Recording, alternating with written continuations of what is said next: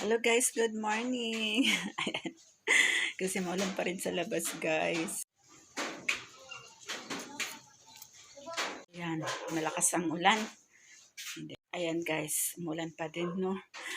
Walang hinto po yan guys. Hihina, lalakas ang ulan dito. So, ang nakakawa yung mga nasa lugar na bahain. Ayan. So, ngayon guys, magluto tayo ngayon ng fish ball.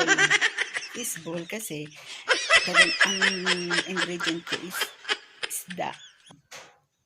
Homemade yan guys. Wala lang. Gusto ko lang. Yung parang trip ko lang nagagawa ng ganon. So, ayan. Okay, start na tayo guys. So, ito yung mga ingredient. Ayan. Lagay ko na dito guys.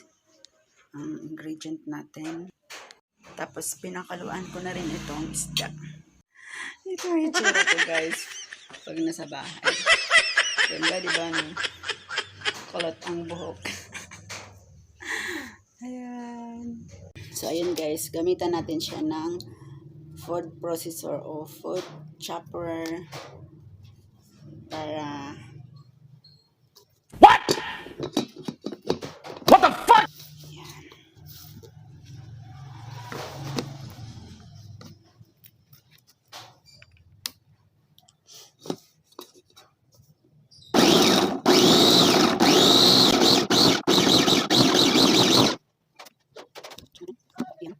Yan yung isda natin guys, hinihimay-himay ko na. Tapos, lalagay na natin siya dito guys. Halo natin siya dito. Sa ating yan. Uy, may ano, tinik. Dapat walang tinik siya guys. Tapos lagi.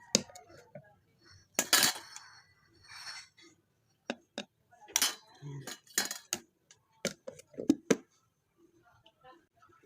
Yan guys.